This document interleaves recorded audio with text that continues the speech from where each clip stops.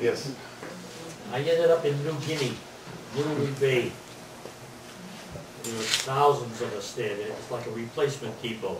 If they needed 15 GIs, they'd pick you out and ship you someplace. Every day, different people would go. And we wait for the mail call.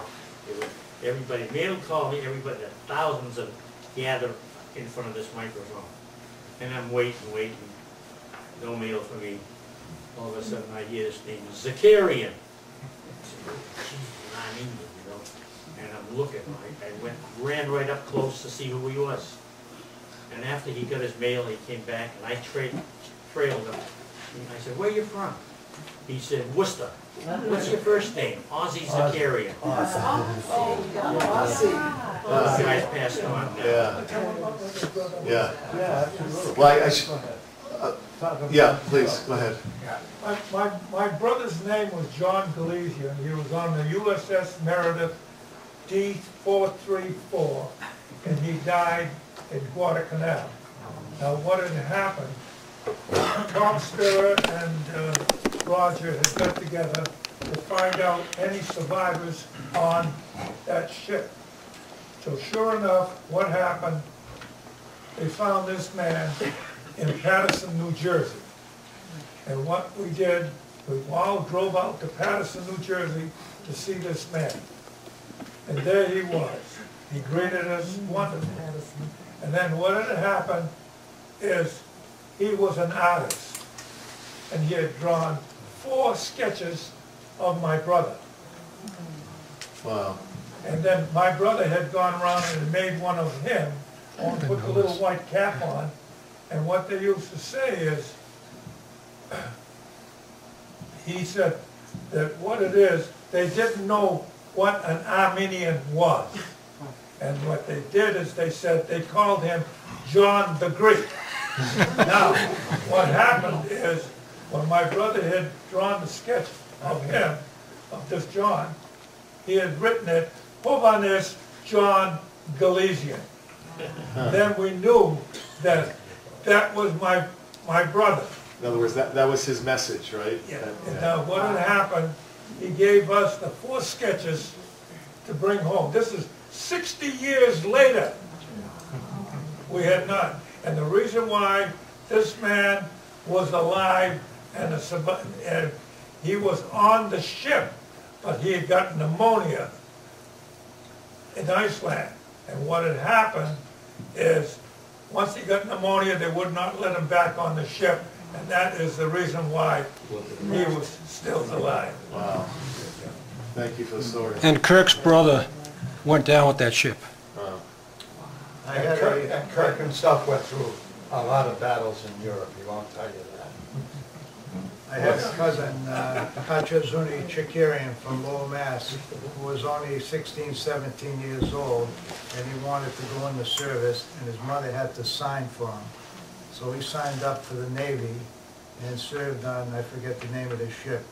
And the ship got, we read in the paper that the Japs hit that ship and six Americans were killed on that ship, including him. But after the war, we found out it was through friendly fire that killed those 6 on the ship. Yeah. And my brother serves in Japan, and he met a couple Armenian families over there. Yeah, there were 2 Armenian families. One was Sagoyan and one was Apgar. I don't know, Right. maybe he took the IAN off his name. Well, that was so the famous Armenian lady, Diana Apgar. That's, yeah, you know, Captain Barbarian married Apgar's daughter.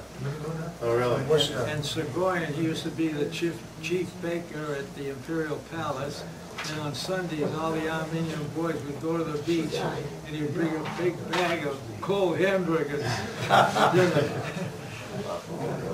But I never found, when I was in the service in World War II, whether you're Armenian or what, that didn't exist in the outfits I was in. And I was in the occupation troops in Japan, and the people over there were good. I never had any problems with them. I was an S2 intelligence NCO, and I used to have to make out a guard strength report. We never had one incident in the full year that I was there after the war. Yeah. good. And also, if Truman hadn't dropped the bomb, those two bombs, I might not be talking to you today. Right. They were saving the 98th Division going, that was the next division going. Yeah. Well, one thing I forgot to mention too was the letter writing. And many of you will probably relate to this, but a lot of Armenian American parents at the time did not read and write English very well. And most of the GIs could speak Armenian, but very few of them could read and write Armenian. So that was a problem sometimes in writing letters back and forth. So actually the sisters of the soldiers would be the interpreters of the letters between the parents. And though Henry Heroyan here told me that story where he would write a letter to his mother in Armenian, but then at the air base, like his military intelligence, there was a security incident at the base or somewhere where they questioned him about what did you write to your mother? So he assured them it was only innocuous things, but that was the rare occasion. I mean, most of the Armenian GIs wrote in English.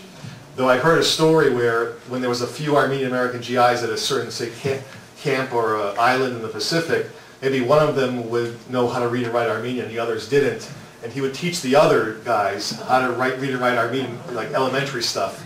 So they would write a letter in Armenian to their parents to be, as a sort of a nice gesture to their parents. So that's a nice story I wanted to follow up on. Thanks, Greg.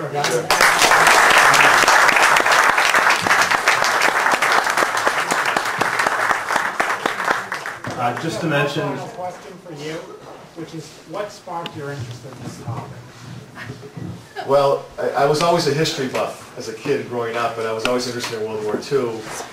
And then, just also, I studied, the history of the Armenian genocide.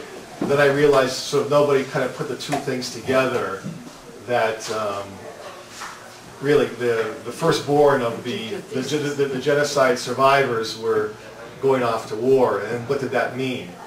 And as I said, sometimes, the war is a very emotional experience for many reasons, but I found that towards now, like some 60 years later, some of these veterans have really opened up to me about how emotional it was leaving home. And I just found that very interesting, because nobody's written about that. Because in the 1940s and 50s, the emphasis was on showing the Armenian American heroics, which were plenty. But I sort of wanted to dig a little deeper what was going on within the community itself at the time. Thanks. all right. Thanks. Just to say that there are refreshments, the bookstore is open, and if I could invite the veterans who are here to come up, it would be great if we could get a picture with our speaker. Thank you all. See if I can film them. Take this right out of here. Yeah. Well, you want me to get the guys coming up? It's gonna be too much, huh? I just don't want anybody to Yeah. Safety first.